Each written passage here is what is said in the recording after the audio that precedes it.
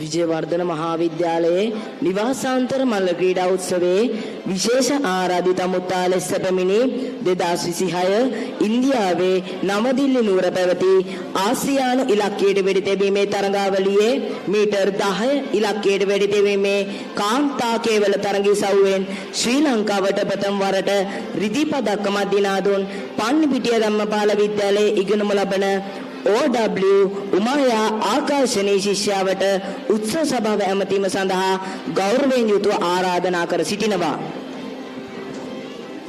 It is now time for the address by our distinguished guest of honor.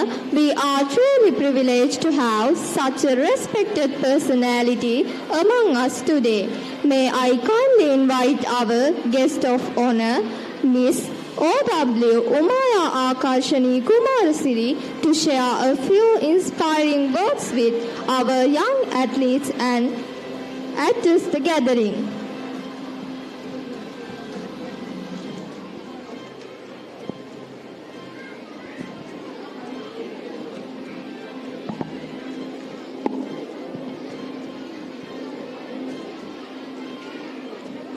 ගරු විද්‍යාල්පතිතුමියගෙන්ද පැමිණ සිටින අනෙකුත් සම්භාවනීය අමුත්තන්ගෙන්ද ආචාර්ය මණ්ඩලයේ ගුරු මෑණිවරුන්ගෙන්ද පියවරුන්ගෙන්ද පැමිණ සිටින දෙමාපියන්ගෙන්ද මාදාබර සොරසොරියන්ගෙන්ද අවසරයි. පළමුවෙන්ම මම විද්‍යාල්පතිතුමියට ස්තුතිවන්ත වෙනවා මට මෙවැනි අවස්ථාවක් ලබා දීම පිළිබඳව. අද මම ඔබ හමුවට එන්නේ හදවතේ ලොකු සතුටකින් සහ නිහතමානී ආඩම්බරයක් ඇතිවයි. මම ඉගෙන ගත්තේ පන්නිපිටිය ධර්මපාල විද්‍යාලයේ වුණත් මට මේ දිගු ගමන එන්න මුල්ම බීජ වැපුරුනේ ගොඩගම සුභාරති මහාමාත්‍ය මහාවිද්‍යාලයේදී. මට අදගේ මතකයි එදා මම 6 වසරේ ඉගෙන ගන්නකොට පාසල් භූමියේ ප්‍රදර්ශනය කරලා තිබුණේ බැනර් එක. ඒ බැනර් එකේ තිබුණේ ඉලක්කයට ඉදි තැබීමේ ක්‍රීඩාව ගැන.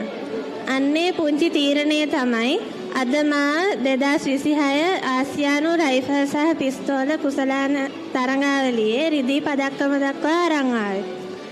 නංගිලා මල්ලිලා සමහරලාට හිතනවා ඇති ක්‍රීඩා කළොත් ඉගෙන ගන්න වෙලාව මදි වෙයි කියලා. එහෙම නැත්නම් ඉගෙන ගන්න එක විතරයි වැදගත් කියලා. මම අද මගේ අත්දැකීමෙන් ඔබට කියන්නේ ඒ දෙකම එක වගේම වැදගත් කියලායි.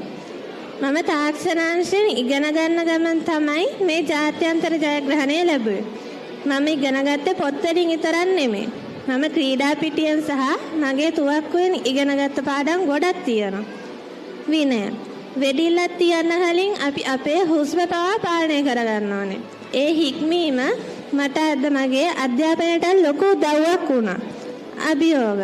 ක්‍රීඩාවේදී අපි දිනනවා වගේම පරදිනවා. ඒ පරාජය දරාගෙන ආයෙත් නැගිටින්න පුරුදු වුණාම විභාගයකදී එන අභියෝගයක් වුණත් අපිට සුළු දෙයක් වෙනවා. කාල කළමනාකරණය. පුහුණුවීම් කරන අතරතුරම පාසල් වැඩත් හරියට කරන්න මම ඉගෙන ගත්තා. ඒ නිසා ක්‍රීඩාව කියන්නේ අධ්‍යාපනයට බාධාවක් නෙමෙයි. අධ්‍යාපනය සාර්ථක කරගන්න ලැබෙන ලොකුම පන්නරයක්.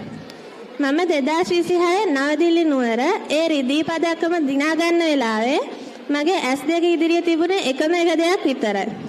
ඒ තමයි මගේ ඉලක්කය. ජීවිතයත් ඒ වගේ. ඔයා මොන ශාස්ත්‍රයෙන් ඉදිරියට ගියත් ඔයාට ඉලක්කයක් තියෙනවානේ. ගොඩගම සුභාරති විද්‍යාලයේදී මම දැකපු ඒ බැනර් එක මට පාර පෙන්වනවා වගේ ඔබත් අද මේ පාසලේදී දකින දෙයක්, අහන දෙයක් ඔබේ ජීවිතය වෙනස් කරන්න පුළුවන්. ඒ අවස්ථාව මග අරින්න එපා. සමහර විට ඔයාට හැම පහසුකමක්ම නැති වෙන්න පුළුවන්. ඒත් මට කියන්න තියෙන්නේ පහසුකම් තියෙන තැන නෙමෙයි උත්සාහය තියෙන තැනයි ජයග්‍රහණය තියෙන්නේ කියලා. අවසාන වශයෙන් ඔබ මේ ලබන පාසල් ජීවිතයේ උපරිම බුද්ධි විඳින්න. ක්‍රීඩා කරන්න, ඉගෙන ගන්න, අලුත් දේවල් අත්හදා බලන්න. බාධක ආවම සැලෙන්න එපා. වෙදිකාරියක් විදිහට මම ඉගෙන ගත්ත ලොකුම දේ තමයි හරි ඉලක්කය තියනවා නම් ඕනෑම දුරක් ජය ගන්න පුළුවන් කියන එක. වැරදුනත් නවත්තන්න එපා. වැරදි කියන්නේ අසාර්ථක වීමක් නෙමෙයි. ඒක ඉගෙන ගන්න අවස්ථාවක්.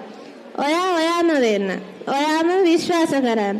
තව තවත් ඉම්ප්‍රූව් වෙන්න. ඉගෙනීමත් ඔයාගේ හීනයත් දෙකම බැලන්ස් එකේ තියාගන්න.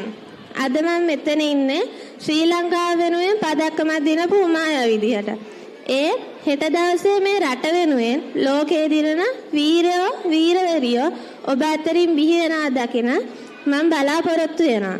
මගේ ගමනට ශක්තියක් වුණ මගේ ආදරණීය දෙමාපියන්ට ගුරුවරුන්ට සහ මාව මෙතනට ගේන්න උදව් කර සැමට ස්තුතියි. ඔයාලා හැමෝටම ජයග්‍රාහී අනාගතයක් ප්‍රාර්ථනා කරනවා. ස්තුතියි.